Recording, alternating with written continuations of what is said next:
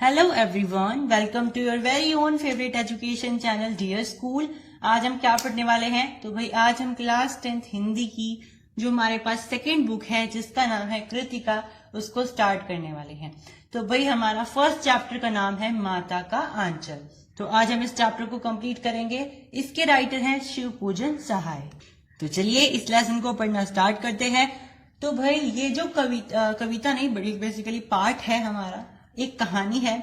इस कहानी में हमें बताया गया है कि हम चाहे कितना ही अपने फादर के साथ फ्रेंडली रह ले, चाहे हमारे फादर ही हमारे बेस्ट फ्रेंड क्यों ना हो, लेकिन आखिर में आकर के हमें जरूरत किसकी पड़ती है? अपनी माता की पड़ती है। जरूरत इन द सेंस कि हमें चाहे पिता का कितना भी लाड प्यार मिले, लेकिन हमें हर दिन किसकी जरूरत होती है? माता की, ममता की जरूरत होती है। यानी जब हम मुसीबत में होते हैं, हमें कोई चोट लग जाती है, तो हमें सबसे पहले कौन याद आती है? हमारी माता याद आती है। भले वो हमें कितना ही डांटती हो, हमें लाड प्यार करती हो, डांटती हो, कुछ भी हो, लेकिन फिर भी हमें हमारी माता ही याद आती है, इरेस्पेक्टिव कि हमारे पिता हमें कितना लाड प्यार करते हैं।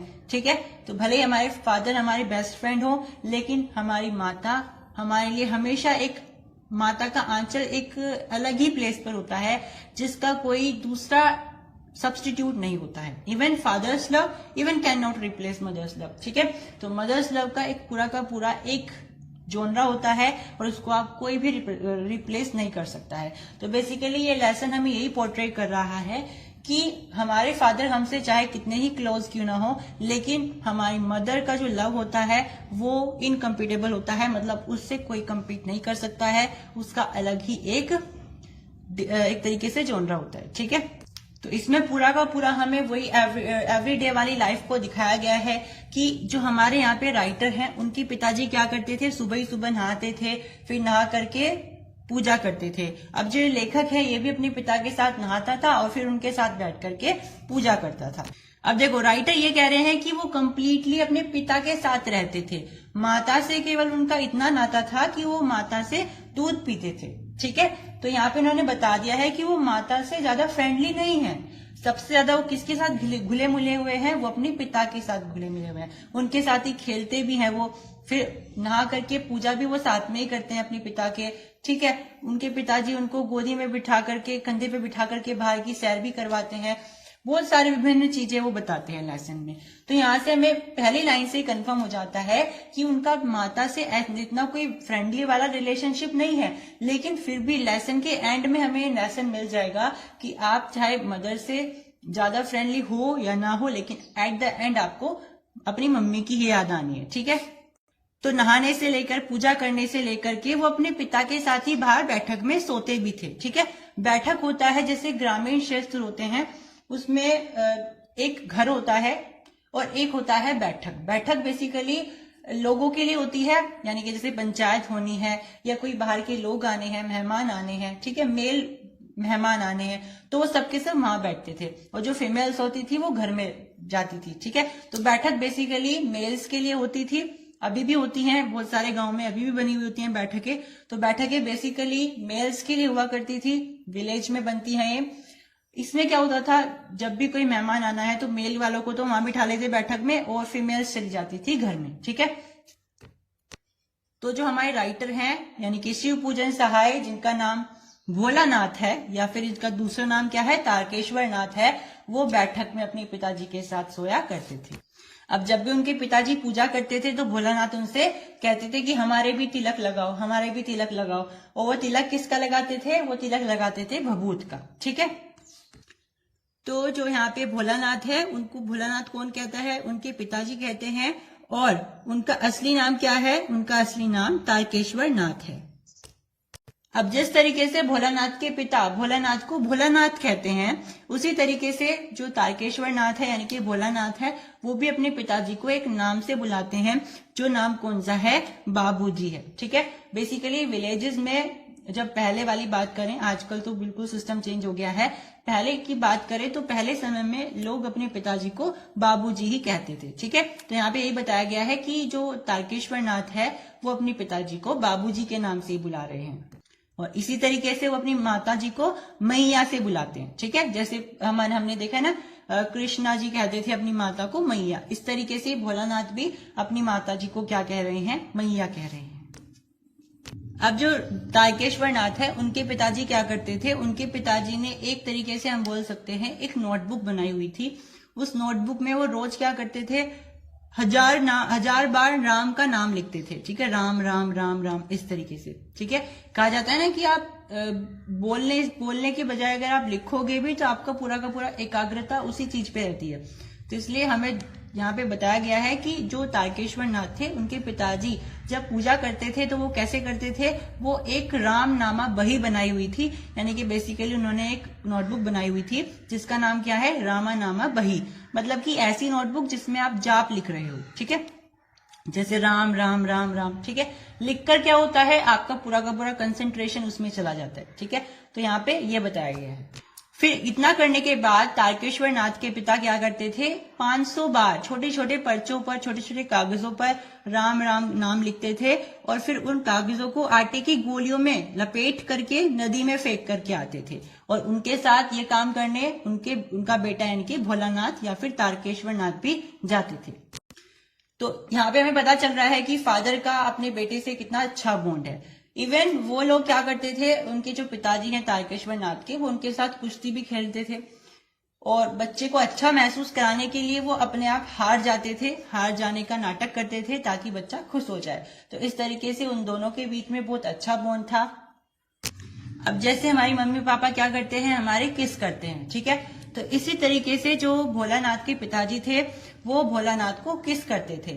जब वो उनकी बाएं गाल पर किस करते थे तो उसको क्या बोलते थे, खट्टा चुम्मा। और जब वो उनकी दाहिनी गाल यानी कि जब उनकी लेफ्ट वाले उस पर किस करते थे तो उसको क्या कहते थे, मीठा चुम्मा। ठीक है, तो बेसिकली हमें ध्यान रखना है कि अगर बाएं वाला है तो मीठा और अगर दाहिने वाला है तो खट्टा। ठीक है, let me repeat, I am confuse here.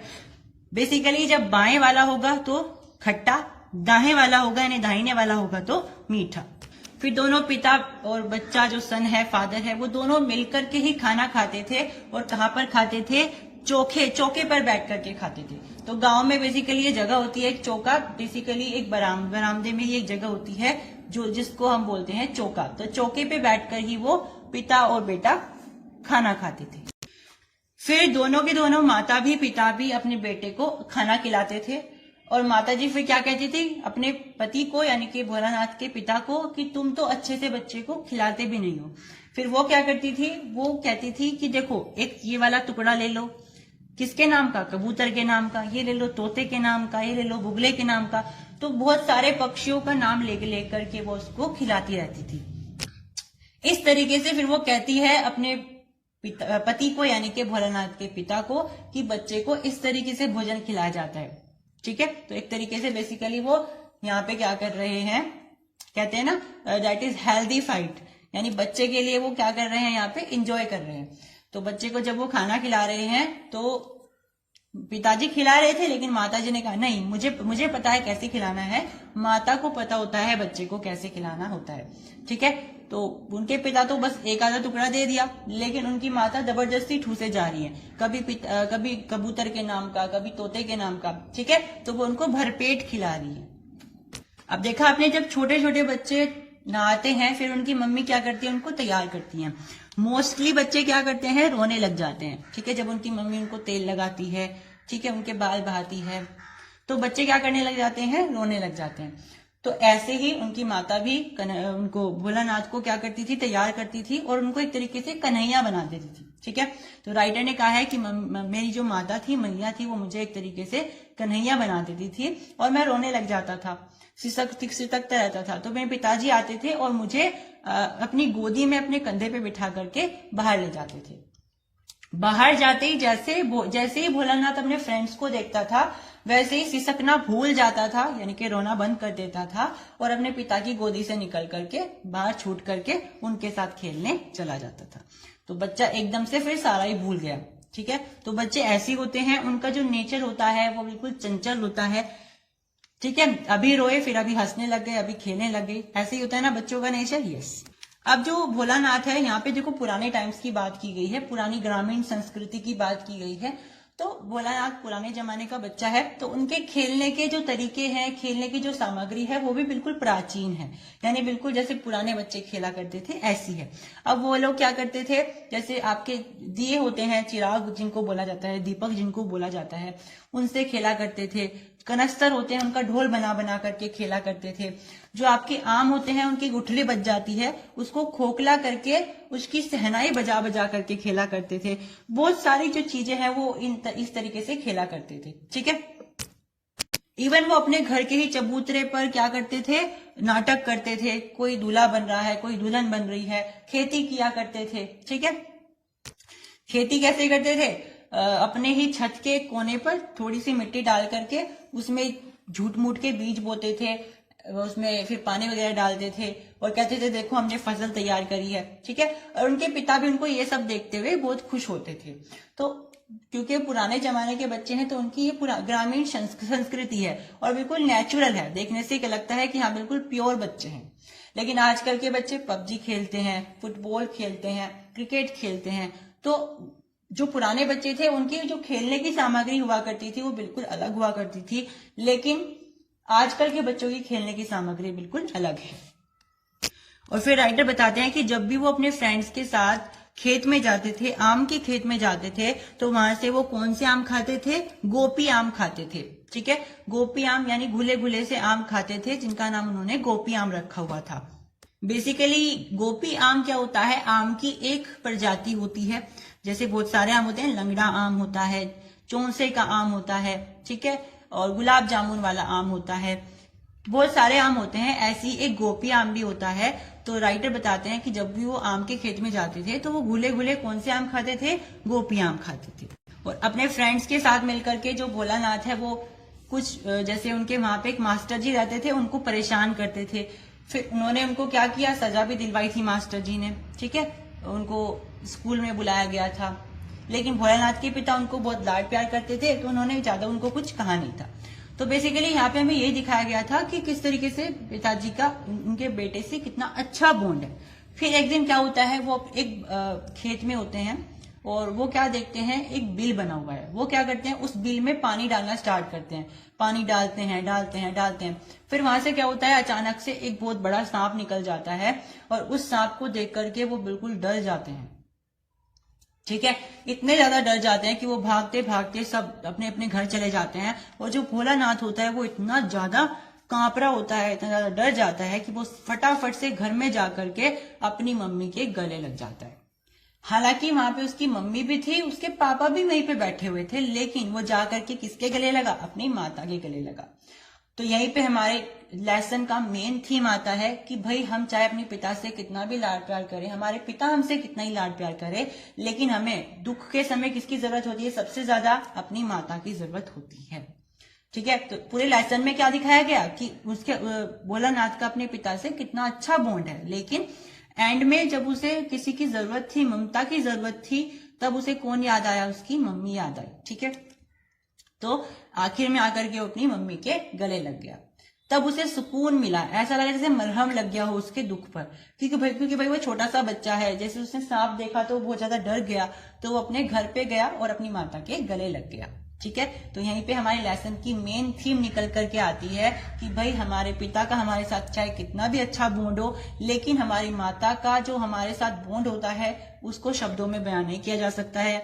चाहे हम फ्रेंड्स की तरह हो या ना हो, लेकिन हमें कभी ना कभी इन द सेंस कि जब हम दुख पे होते हैं, अपसेट होते हैं, डिप्रेशन में होते हैं, ठीक है, नर्वस होते हैं, हमें किसकी याद आती है सबसे ज्यादा, अपनी मम्मी की याद आती है कि अगर उनका हग मिल जाए तो सब कुछ ठीक हो जाएगा, है ना, ऐसा ही होता है। तो बेसिकली इस प्यारे से लेसन में हमें यही दिखाया गया था कि माता का आंचल कितना इंपॉर्टेंट होता है और बिल्कुल प्योर रिलेशनशिप होती है, ठीक है।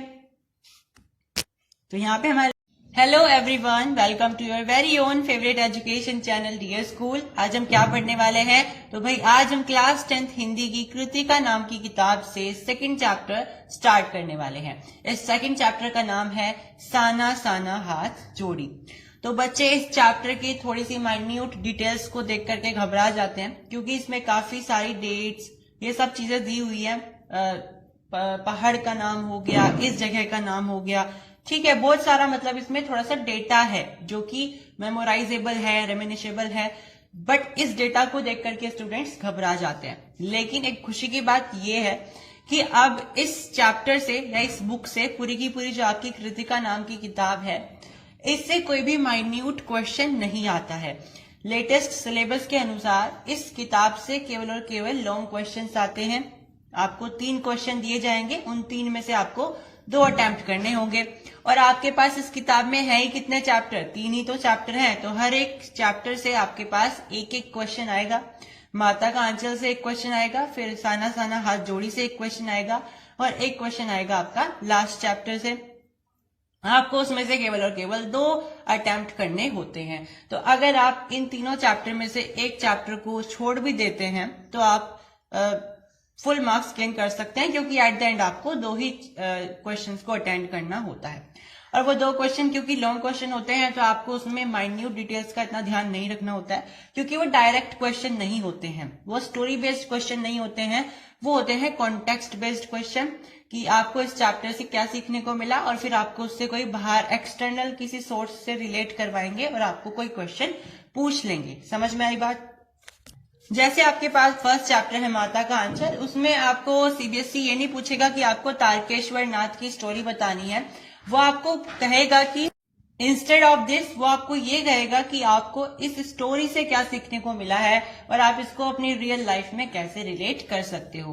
वो आपको ऐसी कोई सिचुएशन भी दे सकता है कि ऐसा कोई केस है और आपको इस स्टोरी के रेफरेंस से, यानी कि माता की आंचल के रेफरेंस से आपको कुछ ऐसी सीख मिली होगी, तो आप उसको अपनी एवरीडे लाइफ में किस तरीके से अप्लाई करोगे। तो कहने की बात यह है कि आपको ये जो चैप्टर पढ़ने हैं इस बुक से, वो आपको इसलिए नहीं पढ़ने हैं कि आपको यहाँ पे पैरट बनना है कि इस डेट को ये हुआ, इस डेट को ये हुआ। बेटा ये हिंदी की किताब है, इसमें आपको कोई अपनी जनरल नॉलेज नहीं दिखानी है, ठीक है। इसमें आपको केवल रेफरेंस के हिसाब से पढ़ना है, क्योंकि क्वेश्चन आपके डायरेक्ट नहीं आएंगे।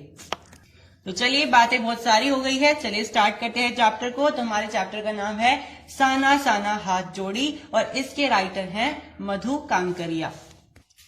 अब ये जो हमारा चैप्टर है ये बेसिकली एक जर्नी बेस्ड लेसन है, यानी कि इसमें राइटर एक यात्रा कर रही हैं और वो उस यात्रा के बारे में वर्णन कर रही हैं कि अगर मतलब उन्हें अपनी डेस्टिनेशन पे जाने के लिए कहाँ कहाँ से होकर के जाना पड़ा, और उन सब का वो डिटेल्ड वर्जन, डिटेल्ड नहीं कहेंगे बट हाँ ब्यूटीफुल वर्जन हमें बताती है, ब्यूटीफुल उनका डिस्क्रिप्शन हमें बताती है कि ये चीज इसलिए फेमस हुई थी और ये चीज इसलिए अभी ज्यादातर रिनोन्ड है, ठीक है, इसलिए फेमस है, ठीक है।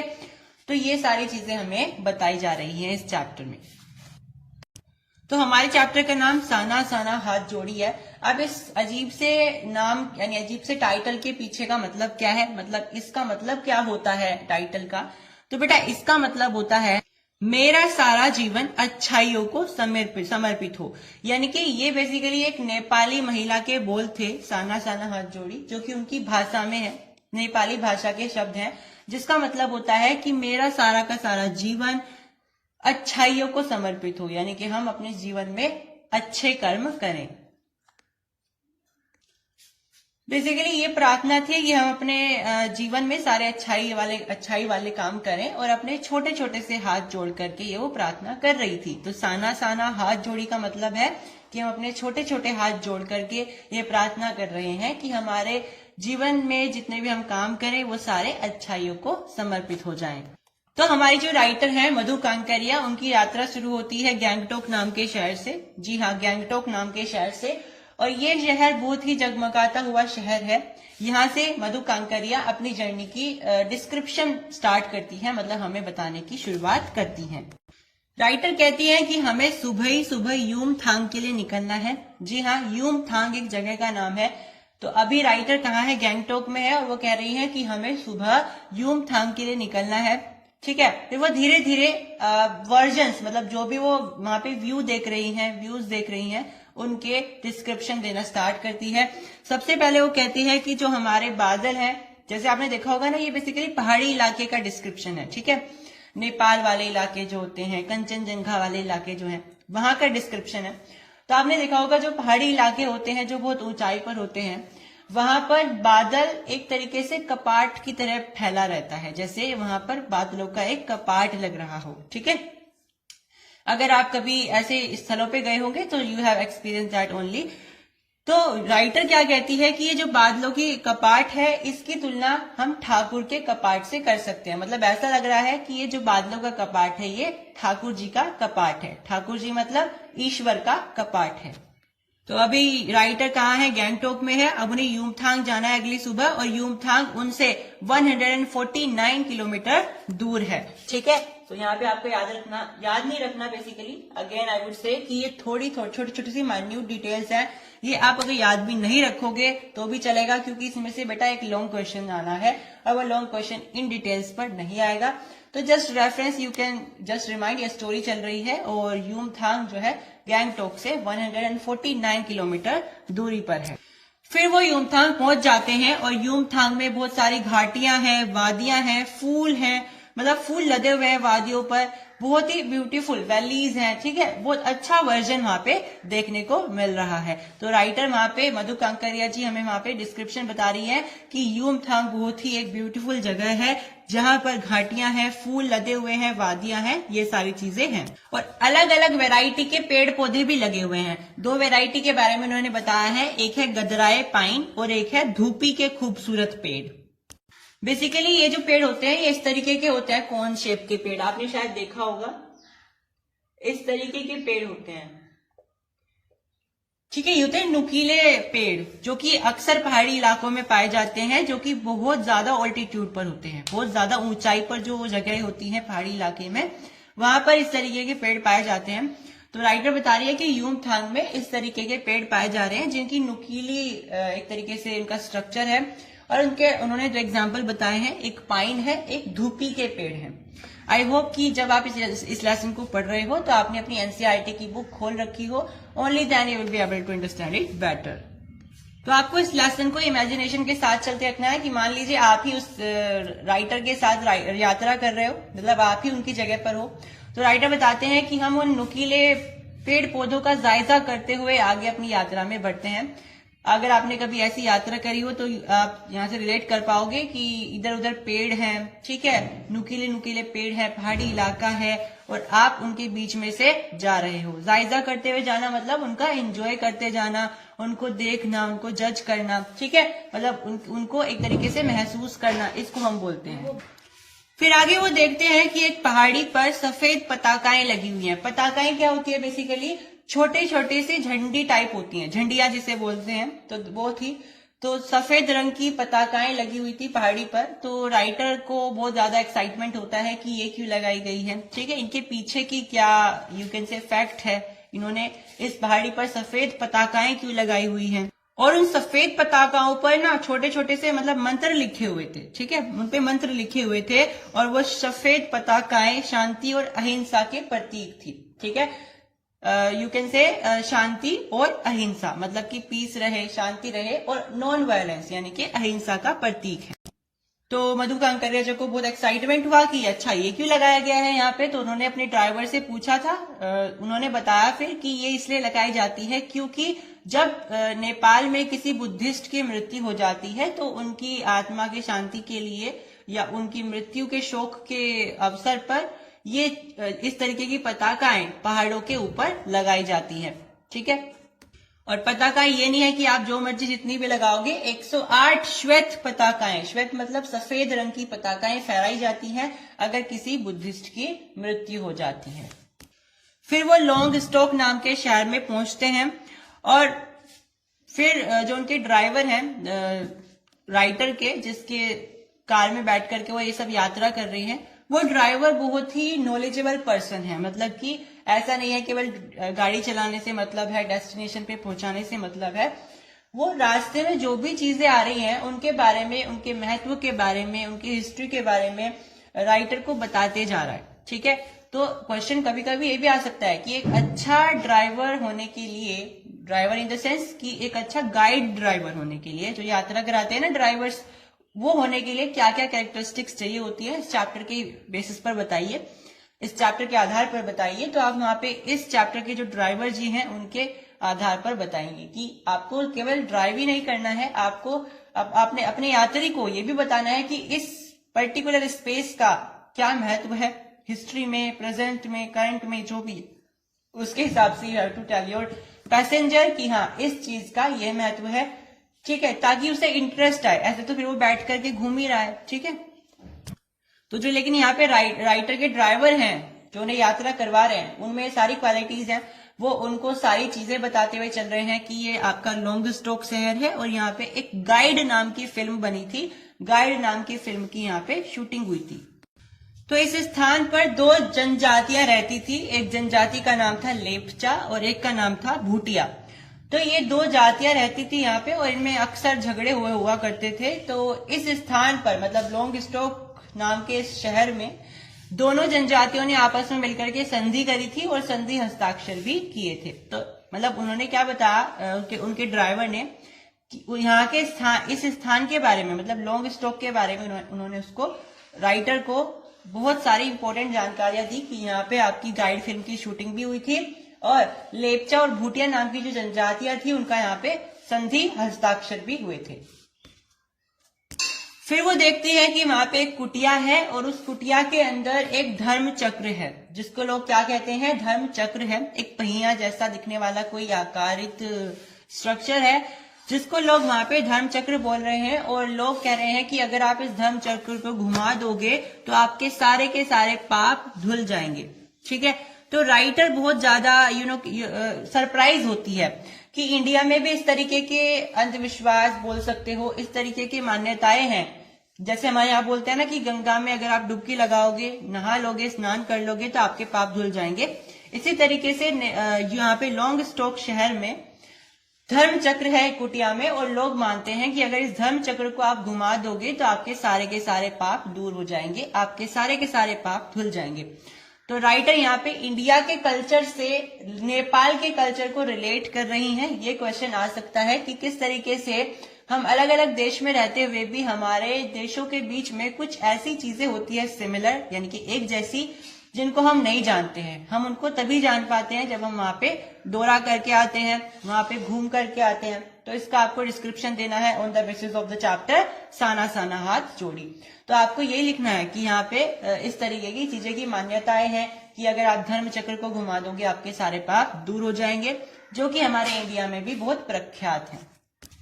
इसी बीच वहां पे एक जगह आई थी, सिल्लीगुड़ी नाम की एक जगह, जहां पर राइटर के सफर से तीस्ता नदी की शुरुआत हो गई थी। मतलब कि जैसे आप बोलते हो ना कि हाँ यहाँ पे यमुनानगर से हम जा रहे हैं तो ये वाली नदी हमारे साथ थी और हम इस स्थान पे पहुंच गए हैं और ये नदी अभी भी हमारे साथ चल रही है ना। ऑब्जर्व किया है कभी ऐसा होता है? तो राइटर यही बोल रही हैं कि हमारी जो ये नदी है तीस्ता नदी, जब हम सिल्लीगुड़ी नाम की एक जगह पर थे तब से हमारे साथ है, ठीक है। तो वह इस तरीके से रिलेट करवा रही है। अब धीरे धीरे उनको हिमालय के दर्शन होने लगे। हिमालय की बहुत ऊंची ऊंची चोटियां होती हैं, तो अब उनको बादलों से वो बिल्कुल क्लियर दिखने लगा। और अब उन्होंने क्या कहा कि मेरे नगपति मेरे विशाल, उन्होंने हिमालय को सलामी दी, ठीक है। तो हिमालय के लिए उन्होंने कुछ यू कैन से कि उन्होंने कुछ फ्रेजेस का इस्तेमाल करा, जिसमें मेरे नगपति मेरे विशाल नाम का एक फ्रेज है। तो ये हिमालय कोई इंसान नहीं है, हिमालय पर्वत हैं, ठीक है, हिमालय पर्वत श्रृंखलाएं हैं। फिर उन्होंने देखा कि पूरे वेग से, पूरे उत्साह के साथ एक झरना बह रहा है जो कि बहुत ज्यादा उत्साहित है और एनर्जेटिक है, जिसको देख करके हमारे मन में भी बहुत ज्यादा एनर्जी आ रही है, उत्साह आ रहा है, ऊर्जा आ रही है। तो उन्होंने ये जानने की कोशिश करी कि कौन सा झरना है भाई, ठीक है, क्योंकि हम कहीं पे जाते हैं तो वहां पे जाने के बाद हमें वहां की हिस्ट्री, वहां के प्रेजेंट और वहां के कल्चर के बारे में, ट्रेडिशन के बारे में, वहां की जगहों के बारे में नॉलेज होनी जरूरी है। मतलब नॉलेज होनी जरूरी इन द सेंस कि हम वहां पे जाते हैं तो हमें लोगों को पूछना चाहिए कि ये जगह कौन सी है, इसका क्या महत्व है, तभी तो वहां घूमने का कोई फायदा है। तो राइटर भी यही कर रही हैं। राइटर वहां पे गई तो उन्होंने पूछा कि ये झरना कौन सा है, तो वो झरना था 7 सिस्टर्स वाटरफॉल, ठीक है। तो इस तरीके से वो अपनी नॉलेज को भी बूस्ट कर रही है, घूमना का घूमना हो रहा है, इंजॉइंग हो रही है और माइंड फ्रेश हो रहा है। फिर वो क्या करती है, उस झरने पर जो झील बनी हुई थी नीचे की तरफ, वो उसमें पैर डुबा करके बैठ जाती है और अपने आप को कहती है कि मैं किसी अभिशप्त राजकुमारी की तरह वहां पे बैठी हुई हूँ और पत्थरों पर जो झरने के पानी गिर रहा है उन सबको ऑब्जर्व कर रही हूँ। मतलब एक तरीके से यू कैन से वो इस पूरे नजारे की अनुभूति ले रही है, उसको फील कर रही है, ठीक है। देखो आप इस चीज को ऐसे भी ऑब्जर्व कर सकते हो, हम सभी घूम करके आते हैं, कभी कहीं किसी जगह पे घूम करके आते हैं, कभी किसी जगह पे घूम करके आते हैं, और हम लेकिन उस लायक नहीं होते हैं कि हमें कोई पूछे कि अच्छा तुमने कौन कौन सी जगह देखी हमें बताइए, तो हम उस लायक नहीं बचते कि हमको आंसर कर पाए, ठीक है।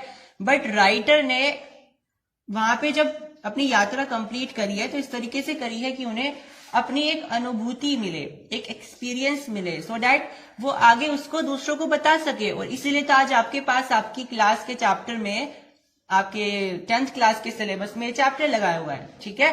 तो उन्होंने इतना ब्यूटीफुल अपना डिस्क्रिप्शन दिया अपनी यात्रा का, ठीक है। तो यहाँ पे बताया बेसिकली, ये भी आप समझ सकते हो इस लेसन से कि आप कहीं पर जब घूमने जाते हो तो यू हैव जस्ट नॉट कि आपको वहां पे घूम करके आना है, you just have to observe all the things, आपको उसका एक्सपीरियंस लेना होता है, you have to feel all the things, right. और हम आपको ये सब चीजें क्यों बता रहे हैं, क्योंकि भाई चैप्टर से कोई भी डायरेक्ट क्वेश्चन नहीं आएगा, यही क्वेश्चन आने वाले हैं कि आप कहीं पे घूम करके आते हो और राइटर यहाँ पे घूम रही है, दोनों में अंतर बताइए, और आपको किस तरीके से अपनी यात्रा को इम्प्रोवाइज करना चाहिए। तो आप कैसे करोगे कि आपको हर चीज को फील करना चाहिए, उसकी अनुभूति लेनी चाहिए, हर चीज के बारे में जानने की कोशिश करनी चाहिए, only that it will be worth, ना कि आप वहां पे घूम करके आए हो अपना पैसा वेस्ट करके, ठीक है। फिर वो देखती हैं कि वहां पे कुछ फूल भी लगे हुए हैं और उन फूलों का नाम है रोडोडेंड्रो, ठीक है, शायद आपने सुना होगा। फिर वो देखती है वहां पे कुछ पहाड़ी महिलाएं भी हैं, यहाँ से बहुत इंपॉर्टेंट है, गौर से सुनिएगा। वहां पे कुछ पहाड़ी महिलाएं भी हैं जिन्होंने अपनी पीठ पर कुछ डोको बांधी हुई हैं। डोको का मतलब होता है बड़ी बड़ी टोकरियां, आपने शायद टीवी वगैरह में देखा होगा। कुछ पहाड़ी महिलाएं क्या करती हैं, अपनी पीठ पर इस तरीके से बड़ी बड़ी टोकरियां बांध लेती हैं, और उन टोकरी में वो पता है क्या रखती हैं, अपने बच्चों को रखती हैं, जो छोटे छोटे उनके बच्चे होते हैं उनको रखती हैं, और अपने अपने अपने आप क्या कर रही होती है, पहाड़ों पर कुदाल से, हथौड़े से पत्थर को तोड़ रही होती हैं। अब समझ में आया कि अगर आपको ये पहाड़ी नजारे इतने सुंदर लग रहे हैं, आप सोचते होंगे काश हम भी ऐसे इलाके में रहते, तो ऐसा नहीं है, वहां का जीवन बहुत ज्यादा डिफिकल्ट है। ये क्वेश्चन अक्सर आ जाता है कि इतने सुंदर नजारों के पीछे एक बहुत ही दिल को दहला देने वाले भी नजारे होते हैं, लाइफ स्टाइल होता है। आप इसको कैसे एक्सप्लेन कर सकते हो on the basis of the chapter Sana Sana Hath Jodi. तो आप कैसे एक्सप्लेन करोगे कि भाई ये जो इतनी सुंदर हिमालय है, तीस्ता नदी है, रोडोडेंड्रो के पहाड़ हैं, पाइन और धूपी के पेड़ हैं, इतनी अच्छी वादियां हैं, नजारे हैं, कल्चर दिखाई दे रहे हैं, लेकिन इनके पीछे ये कुछ इस तरीके की लाइफ स्टाइल भी होते हैं जैसे यहाँ पे दिखाया गया है। तो एक बहुत सारी महिलाएं थी जो कि अपने पीछे टोकरियां बांध रखे थे उन्होंने, और उन टोकरियों में उन्होंने अपने छोटे छोटे बच्चे रख रखे थे, ठीक है। उसके बाद वो अपना काम कर रही थी, पहाड़ों को, पत्थरों को तोड़ रही थी अपना दिनचर्या चलाने के लिए। तो आप यहाँ से ऑब्जर्व कर सकते हो कि उनके पास कितनी सारी जिम्मेदारियां हैं, उनके छोटे छोटे बच्चे हैं, लेकिन फिर भी वो अपने घर नहीं बैठ सकती हैं, उनको फिर भी काम करने जाना पड़ता है, और वो इतनी ज्यादा मजबूरन है कि उन्हें अपनी टोकरियों में टोकरियां बनानी पड़ती है, टोकरियों के अंदर उन्हें अपने बच्चे रखने पड़ते हैं, फिर वो अपना काम कर रही होती हैं। समझ में आए? तो उनकी इतनी सारी रिस्पॉन्सिबिलिटीज होती हैं। तो जो नजारे हम दूर से देख रहे हैं कि हाँ ये अच्छा है, लेकिन उनके पीछे कुछ बिटर ट्रुथ्स भी होते हैं जिनसे हम अनजान होते हैं। तो इस लेसन से हमें उनके बारे में भी पता चलता है।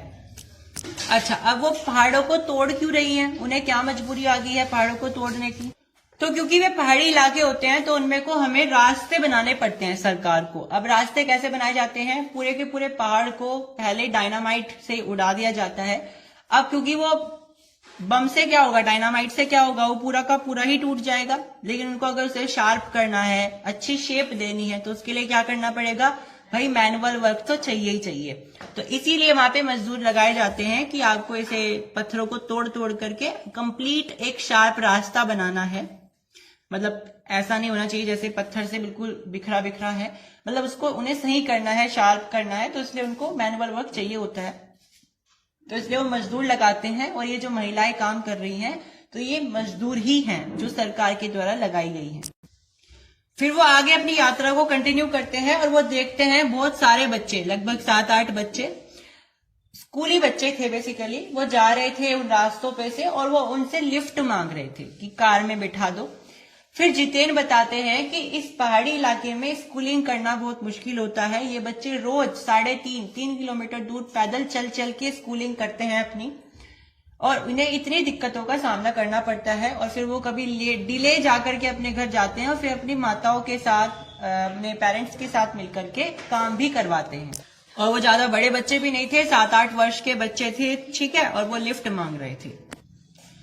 तो या जो हमारी राइटर हैं मधु कांकरिया, उनकी एक फ्रेंड है जो उनके साथ यात्रा कर रही है, उनकी सहयात्री है, उनका नाम है मणि। अब मणि पूछती है कि यहाँ पे स्कूल बस की सुविधा नहीं है क्या, ये लोग पैदल क्यों चलते हैं इतनी दूर दूर। तो इस पर कौन जवाब देते हैं, उनके ड्राइवर, जिनका नाम है जितिन। जितिन कहते हैं कि इस पहाड़ी इलाके में ये चीजें ऑब्जर्व करना शायद हमारे लिए नॉर्मल हो सकता है कि यहाँ पे बस क्यों नहीं लगाई गई, स्कूल बस, लेकिन यहाँ के लोगों के लिए बहुत ज्यादा डेवलप चीज हो जाएगी, क्योंकि यहाँ पे ये चीजें इमेजिन करना इम्पॉसिबल सा लगता है, ठीक है। क्योंकि एक तो यहाँ पहाड़ी इलाके हैं, अब बस कहाँ कहाँ को बच्चों को ढूंढ ढूंढ करके लाएगी, ठीक है। बहुत सारे मतलब लोग कैसे रहते हैं पहाड़ों में, कोई इस चट्टान के बीच में, कोई इस चट्टान के बीच में, तो ऐसे इलाके में स्कूल बस लगवाने का क्या फायदा होगा, है ना। और ऊपर से जो उनके स्कूल होते हैं वो नीचे वादियों में होते हैं, नीचे की तरफ घाटियों में होते हैं, तो ऐसे में स्कूल बस उनको नीचे कैसे लेकर के जाएगी। तो कहीं ना कहीं पैदल चलना is the only option, right. तो मणि को वो इस तरीके से आंसर देते हैं। अपनी स्कूलिंग्स कंप्लीट करने के बाद वो लोग शाम को जाकर के अपने माता पिता के साथ मवेशियों को चराते हैं। मवेशिया मतलब जो उनके जानवर, जो उनके कैटल्स होते हैं, जिनको वो पालते हैं दूध वगैरह के लिए। अब ये बहुत ही एक ऐसा इलाका था जिसमें बहुत ज्यादा वाइल्ड लाइफ वो इमेजिन कर रहे थे, वो बहुत ज्यादा प्रेडिक्ट कर रहे थे कि यहाँ पे हमें ऐसे जानवर देखने को मिल सकते हैं जो कि बहुत खूंखार होंगे, नरभक्षी होंगे। नरभक्षी मतलब जो इंसानों को खा लेते हैं। लेकिन उन्हें क्या हुआ, वहां पे देखने को क्या मिला कि वहां पे कुछ ऐसे जानवर थे जो कि दूध देने वाले जानवर थे, लाइक याक। याक के बारे में सबने सुना होगा, ABCD जब आप पढ़ते थे तो उसमें आता था Y फॉर याक, है ना। तो उन्हें कुछ ऐसे जानवर देखने को मिले जो कि दूध देने वाले थे, ठीक है। तो जब तक आप कहीं पे जाते नहीं हो, वहां के बारे में आप जो प्रेडिक्टमेंट करते रहते हो, मे भी वो रॉन्ग हो जाए, ठीक है। वहां पे जाने के बाद आपको असली अनुभूति होती है। फिर वो नीचे घाटियों में देखते हैं कि हरे भरे बागान हैं, ठीक है। बागान मतलब थोड़े से गार्डन टाइप, और वहां पे कुछ युवतियां हैं जिन्होंने बोकू पहने हुए हैं। बोकू क्या होता है भाई, बोकू कुछ सिक्किमी परिधान होते हैं, ठीक है। आपने देखा जो चाय की पत्तियां तोड़ती रहती हैं औरतें, वो एक अलग तरीके के परिधान, अलग तरीके का कॉस्ट्यूम पहन के रखती हैं, जिसको बोकू कहा जाता है। वो उसे ही पहन करके उन पत्तियों को तोड़ती रहती हैं। तो वहां पे राइटर ने यही ऑब्जर्व किया कि नीचे की तरफ जो बागान थे उसमें कुछ युवतियां बोकू पहने हुए थी, और वो बोकू पहन करके चाय की पत्तियों को तोड़ रही थी। अब वो यूमथांग के लिए जा रहे हैं, अभी ये सारी चीजें रास्ते में मिल रही है उन्हें, ठीक है। अब यूमथांग में जाने के बीच में उन्हें कहीं पे रेस्ट भी लेना था, तो उन्होंने लायुंग नाम का एक शहर था, लायुंग नाम का शहर, जहां पे उन्होंने चाहा कि हम यहाँ पे एक पड़ाव लेंगे, एक तरीके से रेस्ट लेंगे। और वो एक ऐसी एक ऐसी बस्ती थी जो कि पहाड़ों के बीच में बसी हुई थी। बहुत ऊंचे ऊंचे पहाड़ों के बीच में एक छोटी सी नन्ही सी बस्ती थी जिसका नाम लायुंग था। और वो पहाड़ कैसे थे, गगनचुंबी पहाड़, मतलब कि ऐसे ऐसे पहाड़ जो कि आसमान को छू रहे हैं। और उन पहाड़ों के बीच में एक छोटी सी बस्ती जिसका नाम लायुंग है, वहां पे उन्होंने विश्राम लेना चाहा। अब वहां पे रुके, उन्होंने रात को बहुत मजे किए, नाच गाना करा। जितेन ने बहुत तेज गाना बजाया, नाच गाना किया। और मणि जो उनकी सहयात्री है, उनकी फ्रेंड भी है, उसकी लगभग 50 उम्र होगी, लेकिन उन्होंने बहुत ज्यादा बढ़िया नृत्य वहां पे प्रस्तुत करा, डांस किया बहुत अच्छा। तो राइटर ने, जो हमारी मधु कांकरिया जी हैं, उन्होंने उनकी बहुत तारीफ करी।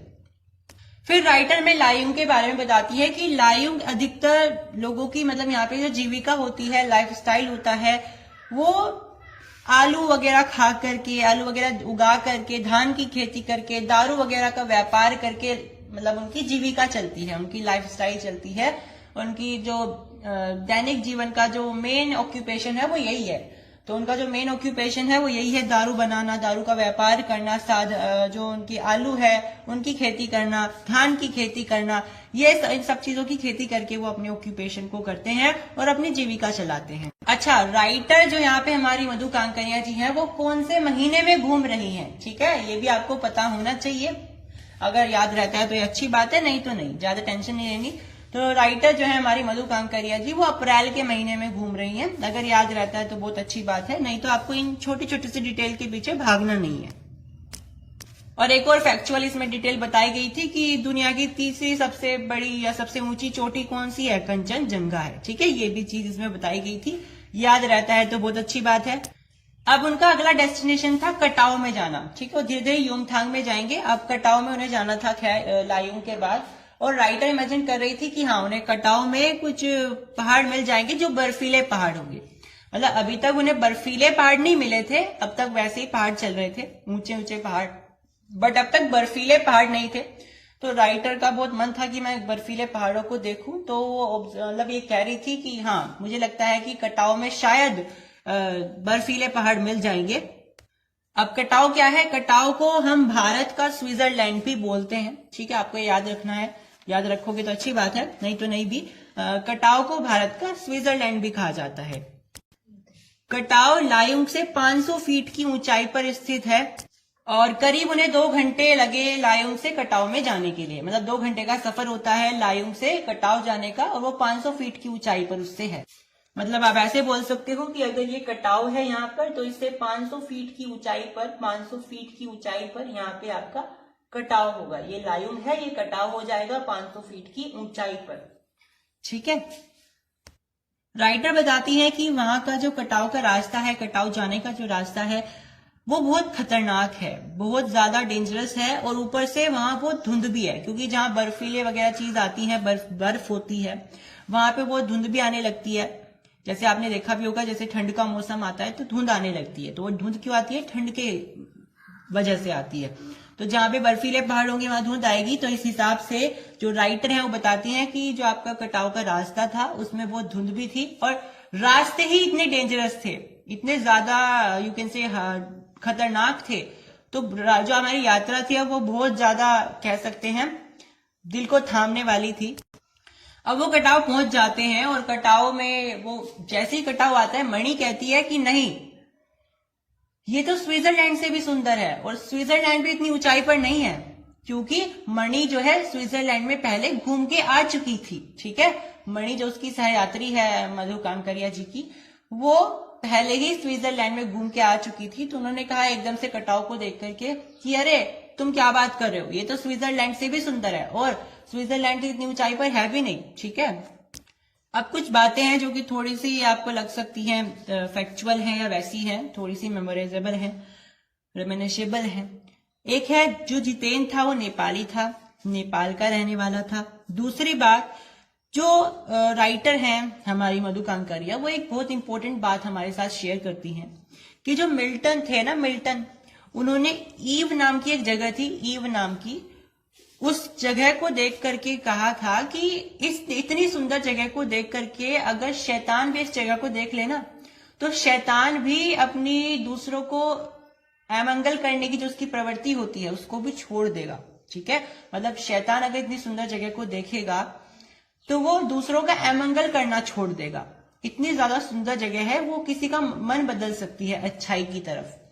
तो ऐसे ही मधु कांकरिया जी कहते हैं, जिस तरीके से मिल्टन ने ईव के बारे में कहा था, हम कटाव के बारे में कह सकते हैं। ठीक है, और फिर वो धीरे धीरे कटाव के बाद युमथांग में पहुंच जाती है। ठीक है, अब युमथांग में एक औरत थी जो कि चिप्स बेच रही थी। ठीक है, वो सिक्किमी युवती थी, बेसिकली सिक्किम की रहने वाली थी। लेखिका ने उससे पूछा, क्या तुम सिक्किम की रहने वाली हो? अब ध्यान से सुनिएगा, उसका उत्तर कितना बढ़िया था। उसने कहा, नहीं, मैं इंडियन हूं। ठीक है, तो यहाँ पे बेसिकली ये लेसन से क्वेश्चन आ सकता है कि लोग सिक्किम को समझते हैं कि सिक्किम तो इंडिया का पार्ट है ही नहीं, या सिक्किम के लोग समझते हैं कि हम इंडियंस नहीं हैं। तो ये जो औरत ने जवाब दिया वो बहुत ही बढ़िया था। उन्होंने इस चीज को बिल्कुल कोऑर्डिनेट कर दिया कि हम इंडियन हैं, ना हम असमी हैं, ना हम सिक्किमी हैं, ना हम उत्तर प्रदेश के रहने वाले हैं, ना हम उत्तराखंड के रहने वाले हैं, हम तो इंडियन हैं। ठीक है, अब युमथांग आ गया है, तो जितेन जो कि बहुत ज्यादा अच्छा ड्राइवर है, जो कि राइटर को बता रहा है कि यहाँ पे ये चीजें हुई थी, यहाँ पे ये चीजें हुई थी, तो वो युमथांग के बारे में भी ऐसी बहुत इंपॉर्टेंट चीजें बताएगा। उसमें से सबसे पहली चीज थी कि युमथांग में ना एक ऐसा पत्थर है जहां पे गुरु नानक के फुटप्रिंट हैं। ठीक है, तो युमथांग में एक ऐसी जगह है, मतलब युमथांग में एक ऐसा पत्थर है बेसिकली जहां पर गुरु नानक जी के फुटप्रिंट हैं, और लोग कहते हैं कि इस जगह पर गुरु नानक जी की थाली में से थोड़े से चावल छिटक करके बाहर गिर गए थे, नीचे गिर गए थे, और अब यहाँ पे चावल की खेती होती है। ठीक है, समझ में आया? तो यानी युमथांग में चावल की खेती फेमस है। क्यों है? क्योंकि गुरु नानक जी की थाली से चावल छिटक करके नीचे गिर गए थे। दूसरा, यहाँ पे गुरु नानक जी की फुटप्रिंट भी है किसी पत्थर पर। फिर युमथांग में एक जगह थी खेदुम नाम की। खेदुम के बारे में राइटर बताते, सॉरी, जो हमारे जितेन है, मतलब उनके ड्राइवर है, वो राइटर को बताते हैं कि ये जो खेदुम है ना, यहाँ देवी देवताओं का वास माना जाता है। ये समझा जाता है कि यहाँ पे देवी देवताएं वास करते हैं। और ये खेदुम लगभग 1 किलोमीटर का एरिया है, और लोगों के द्वारा ये मान्यता है कि अगर यहाँ पे कोई गंदगी फैलाएगा तो वो मर जाएगा। फिर एक और छोटी सी फैक्चुअल डिटेल है कि आपका जो गैंगटोक है उसका असली नाम गंगटोक है, और गंगटोक का शाब्दिक अर्थ होता है पहाड़। ठीक है, मतलब जो गैंगटोक शहर है, गैंगटोक शहर का असली मतलब उसका जो दूसरा नाम है, असली नाम है, वो गंगटोक होता है, और उसका शाब्दिक अर्थ होता है पहाड़। ठीक है, उसके बाद राइटर को पता चलता है कि ये युमथांग जो यहाँ पे वो घूमने आई है, युमथांग भी पहले कोई टूरिस्ट प्लेस नहीं था। ये तो बाद में जब सिक्किम भारत के साथ कोऑर्डिनेट हुआ, उसके बाद भारतीय आर्मी के जो कप्तान थे शेखर दत्ता, उन्होंने दिमाग लगाया कि यहाँ पर फौजी खड़े हुए हैं, फौजी रक्षा करते हैं इस जगह पर खड़े होकर के, क्यों ना इस चीज को बताया जाए कि इसका डबल फायदा हो जाए। क्यों ना यहाँ पे हम टूरिस्ट का एक इंतजाम कर दे, इस स्थान को टूरिस्ट प्लेस बना दिया जाए, जिससे इंडियन आर्मी जो यहाँ पे अपने खड़े होकर के यहाँ पे रक्षा कर रही है, डटे हुए हैं, उनका भी कोई फायदा हो। ठीक है, मीनिंगफुल वो हो, यानी एक तीर से दो निशाने वाली बात। तो हमारी इंडियन आर्मी के जो कप्तान थे शेखर दत्ता जी, उन्होंने दिमाग लगाया था कि यहाँ पे हम केवल फौजियों को यहाँ पे बिठाएंगे नहीं, खड़े नहीं रखेंगे, यहाँ पे हम एक चीज और कर देते हैं, यहाँ पे टूरिस्ट प्लेस लगा देते हैं, जिससे दो काम हो जाए हमारे एक ही काम से। तो उसके बाद यहाँ पे टूरिस्ट प्लेस बनाया गया था। So that was all in this lesson बच्चों। अब इस लेसन से क्या क्या इंपॉर्टेंट क्वेश्चन आ सकते हैं? क्या हमें ये पूछा जाएगा कि कटाव से जो हमारा लायुंग है उसकी कितनी ऊंचाई है? नहीं, बिल्कुल भी नहीं, आपसे ये क्वेश्चन नहीं आएंगे। बट मैंने आपको बता दी है, अगर आपको याद रहता है तो आप याद रख सकते हो। लेकिन इसमें से क्वेश्चन क्या क्या आ सकते हैं बच्चों? एक क्वेश्चन तो ये, जो आपका जितेन नार्गे है, मतलब जो आपका ड्राइवर है, उसके बारे में आपको कुछ कैरेक्टरिस्टिक्स आ सकती हैं कि जितेन नार्गे बहुत कुशल एक गाइड है, ड्राइवर है। तो एक अच्छा गाइड ड्राइवर होने के लिए क्या क्या कैरेक्टरिस्टिक्स होनी जरूरी है, वो बताइए। तो आप वो सारे लिखोगे जो यहाँ पे जितेन के बारे में बताई गई है। वो एक अच्छा ड्राइवर भी है, अच्छे से बात करता है पैसेंजर के साथ, उनको अकेलापन महसूस नहीं होने देता। तीसरी बात, वो उनको कुछ फैक्ट्स भी बताता है, नॉलेज वाली चीजें भी बताता है, जिस स्थान पे जा रहे हैं उसके पीछे का उन्हें हिस्ट्री भी बताएगा, प्रेजेंट भी बताएगा। एक और बात, वो उनके साथ खुद मिलकर के एंजॉय करता है, ये नहीं कि वो लोग खुद एंजॉय कर रहे हैं वो अलग खड़ा हुआ है, ऐसा नहीं है। वो यहाँ पे जो ड्राइवर है वो उनके साथ मिलकर के खुद एंजॉय कर रहा है। जैसे कि आपने देखा था कटाव में, सॉरी लायुंग में देखा था, लायुंग में जब वो एक रात वहां पे बिताई थी तो वो सब आपस में मिलकर के नाच गाना कर रहे थे। जो आपका जितेन है, जितेन भी उनके साथ मिलकर के नाच गाना कर रहा था। ठीक है, तो एक ये हो सकता है कि वो उनके साथ मिलकर के नाच गाना करे, ताकि उनको ऐसा ना हो अकेला अकेला महसूस हो। ठीक है, क्योंकि वो उस इलाके में नए हैं, लेकिन जितेन उसी इलाके का है, नेपाली है, उसी पहाड़ी इलाके से संबंध रखता है। ठीक है, दूसरा, जो पैसेंजर है उनके जो क्यूरियोसिटी वाले क्वेश्चंस हैं उनका आंसर देना, उनपे इरिटेट ना होकर के उन्हें आंसर करना, क्योंकि भाई वो तो नए हैं ना, उनके लिए तो क्यूरियोसिटी वाले क्वेश्चन होंगे। ठीक है, तो जितेन ने क्या किया, उनपे वो इरिटेट ना होकर के, फ्यूरियस ना होकर के, उनके सारे क्यूरियस वाले क्वेश्चंस को, क्यूरियोसिटी वाले क्वेश्चंस को आंसर किया। ठीक है, तो इसमें आप ये भी लिख सकते हो। बाकी इसके अलावा यहाँ पे क्या क्वेश्चन आ सकते हैं कि जो एक जगह थी ना, यहाँ पे लास्ट में खेदुम नाम की एक जगह थी, अगर वहां पे कोई गंदगी फैलाएगा तो मर जाएगा। तो यहाँ से आपको क्वेश्चन आ सकता है कि किस तरीके से पहाड़ी वाले इलाकों में या फिर जो नेचुरल जगह हैं वहां पे लोग किस तरीके से गंदगी फैलाते हैं, और आप क्या स्टैंड ले सकते हैं गंदगी को कम करने का, ये क्वेश्चन आ सकता है। ठीक है, दूसरा कि किसने ये चीज बनवाई थी, मतलब युमथांग को किसने दिमाग लगाया था कि युमथांग को टूरिस्ट बनाए। तो आपको याद रखना है शेखर दत्ता जी ने बनवाया था, कम से कम ये तो आपको याद रखना ही है बच्चों। दूसरी बात, क्या उनका ये फैसला सही था या गलत था? तो हाँ, अच्छी बात है, उनका ये फैसला सही था, क्योंकि जो हमारे फौजी थे वहां पे वो रक्षा करते रहते थे। अब वहां पे तो कोई इंसान तो भटकने से रहा, बस वो सीमा की रक्षा कर रहे थे। तो शेखर दत्ता जी ने कहा कि यहाँ पे तो हमें कुछ और करना पड़ेगा, क्योंकि यहाँ पे केवल फौजी अगर रक्षा कर रहे हैं ठीक है, लेकिन एक ही तीर से अगर हम 2 निशाने मार सकते हो तो और भी ज्यादा अच्छी बात होगी। तो उन्होंने कहा कि इस इलाके को हम टूरिस्ट प्लेस बनाएंगे, ताकि फौजी वगैरह का खड़े होने का यहाँ कोई मतलब भी बने। ठीक है, तो यहाँ पे टूरिस्ट प्लेस की भी रक्षा हो जाएगी, हमारी सीमा की भी रक्षा हो जाएगी। इसके अलावा बच्चों, आपको एक क्वेश्चन आ सकता है कि भारत में और नेपाल में या बाकी कंट्रीज में किस तरीके से कुछ कल्चर सेम होते हैं लेकिन हम उनसे अवेयर नहीं होते हैं।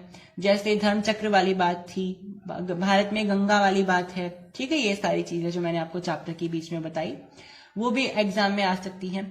एक और इम्पोर्टेंट बात आपको जो मैंने बीच बीच में बताई है, जैसे युमथांग के बारे में छोटा सा डिस्क्रिप्शन आ सकता है। ठीक है, स्टार्टिंग में जो मैंने कुछ जगह बताई थी उनके बारे में छोटे छोटे डिस्क्रिप्शन आ सकते हैं। ठीक है, ये सारी चीज।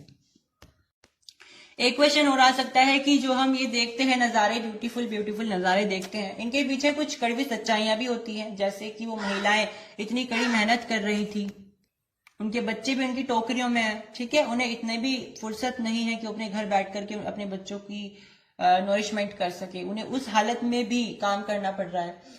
तो जो हम दूर से देखते हैं कि हाँ ये सब सही है चीजें, वो इतनी सही होती नहीं है। हमें वहां पे जाकर के पता चलता है कि यहाँ की ये बिटर ट्रूथ्स हैं। ठीक है, अक्सर इस चैप्टर में से एक क्वेश्चन आता है कि गंतोक को मेहनतकश बादशाहों का शहर क्यों कहा जाता है, और जो कि आपके एनसीईआरटी का ही क्वेश्चन है। तो बेसिकली आप इसमें लिखोगे कि यहाँ के लोगों ने बहुत कड़ी मेहनत करी है इसको बहुत सुंदर शहर बनाने के लिए। ठीक है, तो आप ये चीजें इसमें डिस्कस करोगे जो मैंने आपको चैप्टर के बीच में बताई है। दूसरा, पहाड़ियों पर श्वेत पताकाएं लगाई गई थी, उसके पीछे की हिस्ट्री क्या है।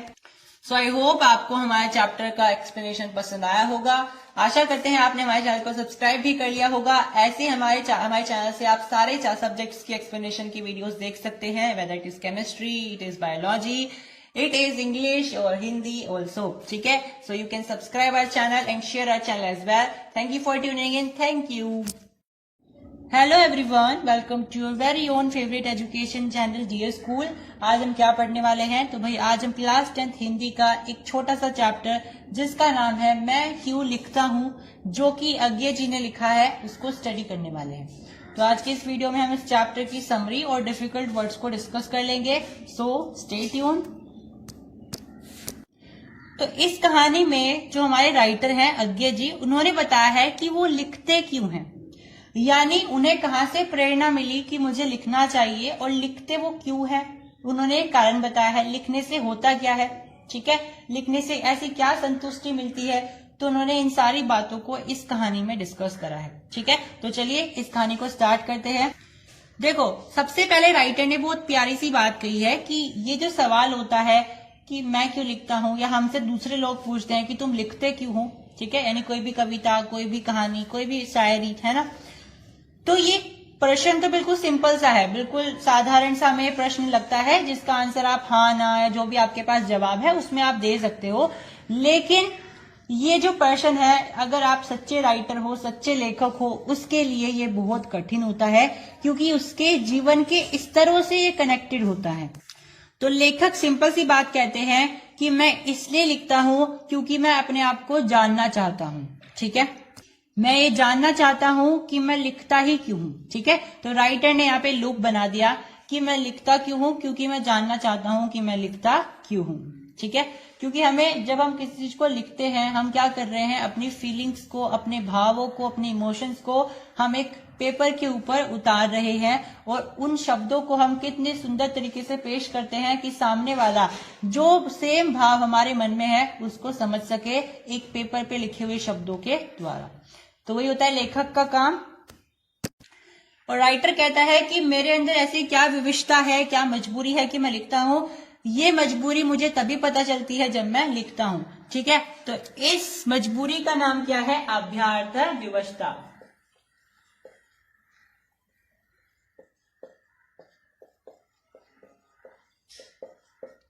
तो ऐसी मजबूरी क्या है वो मुझे लिखकर ही पता चलती है।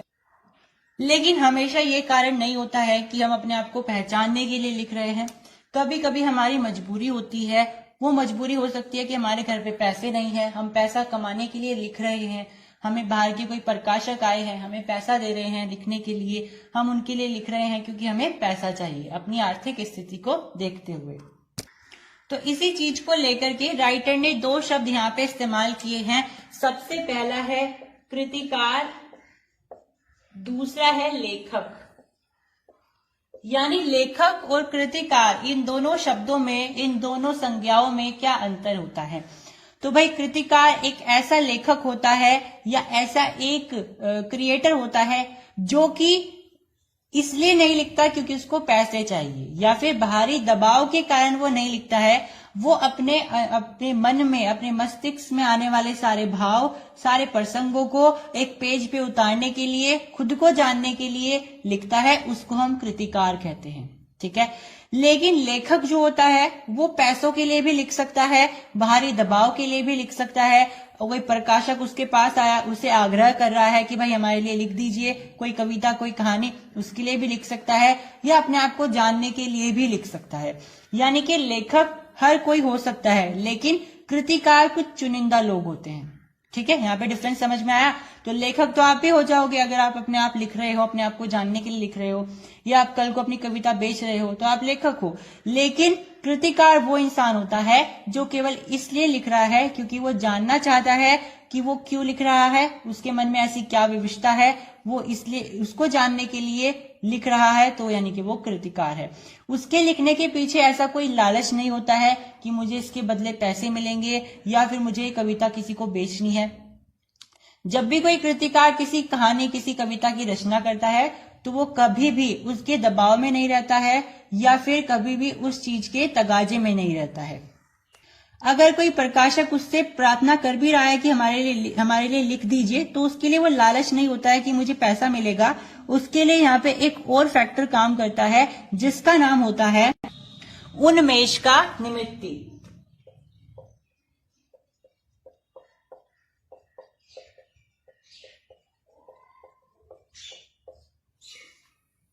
यानी कि जब भी कोई प्रकाशक एक कृतिकार के पास आता है कि हमारी कहानी लिख दीजिए, तो कृतिकार के लिए वह मौका क्या होता है, वह मौका उन्मेष का निमित्ती होता है। यानी कि उसे यहाँ पे अपॉर्चुनिटी मिली है और वो अपॉर्चुनिटी उसके लिए एक प्रकाश जैसी है, यानी कि उसके प्रकाश का कारण है। उन्मेष मतलब प्रकाश और निमित्ती मतलब कारण, यानी कि अब उसे खुद को जानने की मौका मिलेगा, तो अब ये उसके पास जो मौका आया है वो उसके प्रकाश का कारण बन जाएगा। लेकिन अगर लेखक के पास, यानी आम लेखक के पास कोई प्रकाशक आता है कि हमारी कहानी लिख दीजिए, तो उसके मन में लोभ भी हो सकता है, उसके मन में पैसा कमाने की, आर्थिक स्थिति को दूर करने की इच्छा भी हो सकती है और दूसरी विवशताएं भी हो सकती है।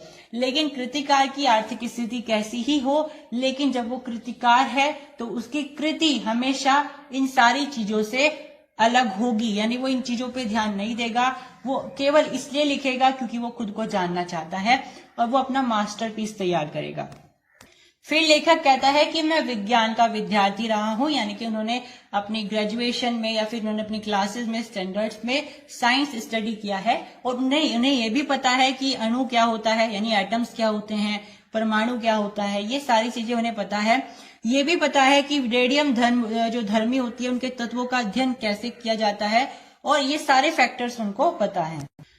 फिर यहाँ पे राइटर बताते हैं कि मुझे ये सब कुछ समझ में आया कि किस तरीके से विज्ञान की सीढ़ी हम चढ़ते गए और हमने अणु का भेदन करना सीख लिया।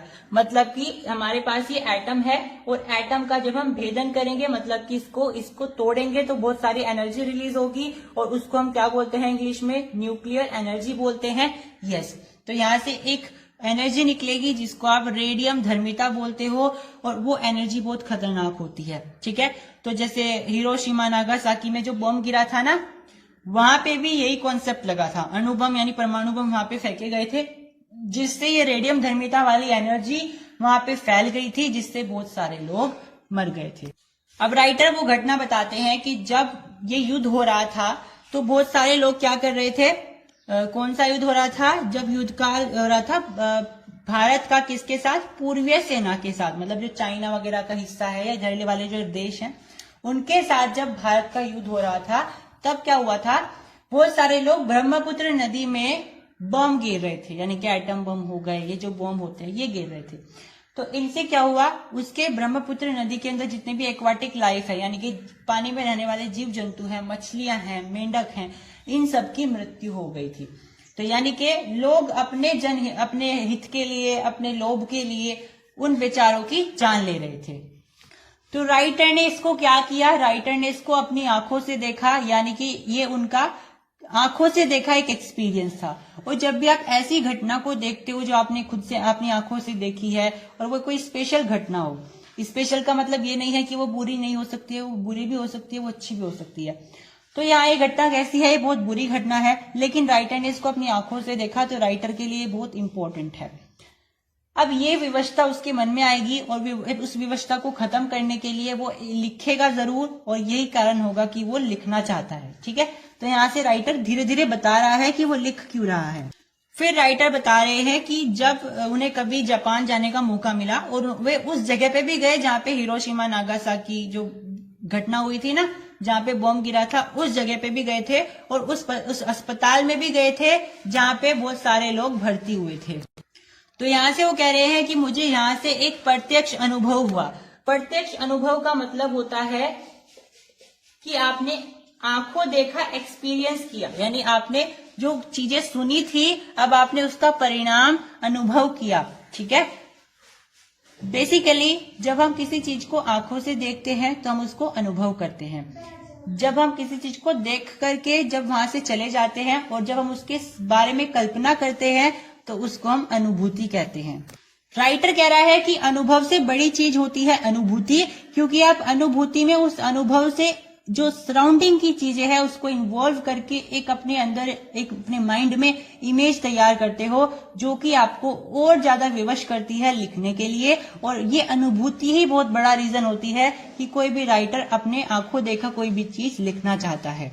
अब अनुभव क्या होता है, अनुभव तो घटित होता है, आपने उसको देखा, एक्सपीरियंस किया, लेकिन अनुभूति आपकी कल्पना में होती है। आप उसको खुद से इमेजिन करते हो, खुद से उसको सोचते हो, मॉडिफाई करने की कोशिश करते हो, जो कि आपकी आत्मा में बस जाती है, आत्मसात हो जाती है, और फिर ये आपके एक तरीके से आपके माइंड में एक तरीके से बस जाती है, जिसको आप पेपर में लिखने की पूरी कोशिश करोगे, पेपर पे उतारने के वे सारे भाव कोशिश करोगे, और यही से आपका कृतिकार तैयार होता है।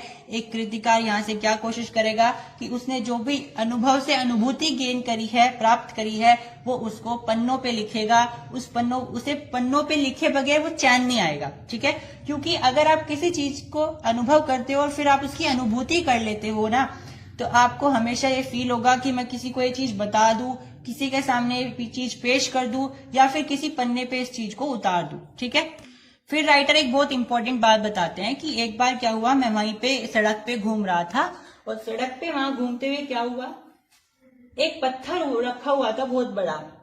ठीक है, अब राइटर यहाँ अनुभूति कर रहे हैं। अब उसमें क्या हो रहा था, वो कल्पना कर रहे हैं कि हो सकता है इसके आसपास कोई इंसान खड़ा हुआ हो जब वो बॉम्ब गिरा था। ठीक है, तो जब वो बॉम्ब गिरा था तो ये इंसान इसके सामने खड़ा हुआ है, तो ये पूरा पत्थर काला हो जाएगा, बस इतनी आकृति बच जाएगी जो काली नहीं होगी जहां जहां इंसान खड़ा था। यस, तो राइटर ने क्या किया, यहाँ से अनुभूति करी, एक्सपीरियंस तो उसने कर लिया, अब वो अनुभूति कर रहा है। वो इमेजिन कर रहा है कि ये पत्थर था और इस पत्थर पे जब भी वो बॉम्ब गिरा होगा तो यहाँ पे इंसान खड़ा रहा होगा, और उस इंसान की छाया की वजह से पत्थर पे ये इंसान की आकृति बन गई है, पूरा पत्थर काला पड़ गया, बस इतनी इमेज रह गई है, और ऐसा लग रहा है जैसे वो इंसान अभी भी यहाँ पे खड़ा हुआ हो। अब इस घटना को राइटर क्या कहते हैं, समूची ट्रेजेडी।